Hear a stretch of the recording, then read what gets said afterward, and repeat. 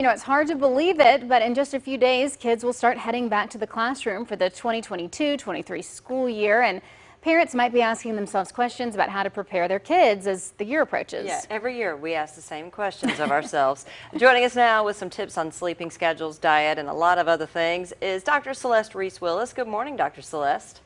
Good morning. Happy Monday. All right, so going from summer vacation back to school, sleep schedules are chaotic. How can parents kind of ease their kids back into a routine again? Okay, so the first thing that we want to do is get accustomed to that school schedule again. So important to go ahead and set that school time, bedtime. Go ahead and have them to start, pick out their clothing for school. You may want to visit the school prior to the school starting. In addition to that, arranging a play date with someone that they go to school with. All these things kind of help get them in preparation for starting school. In addition to that, come up with a time or prize or reward that they get from separating from the parent.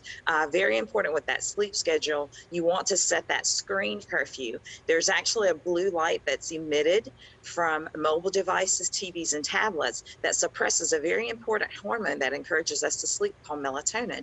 So we want to cut off that screen time because that screen continues to stimulate your brain. That may interfere with that child easily going to sleep. We know that caffeine is a stimulant. Stay away from that. People that exercise and kids that exercise fall asleep faster and stay asleep longer. In addition to that, obviously, no scary or violent content. Kids have problems sleeping, then we don't want them up sleeping because they're worried or scared.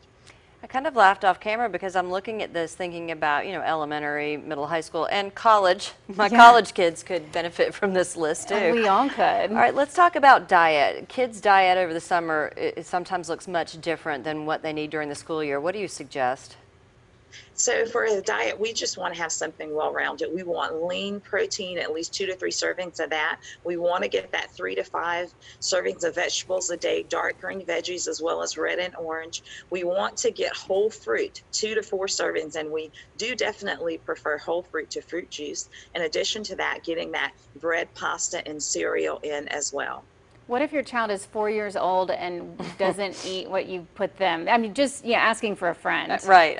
Another friend would say that they grow out of that eventually. Okay, good. It doesn't last forever. Yeah, we only have a few more seconds, but what about easing back to school anxiety? Can you tell us something quick on that?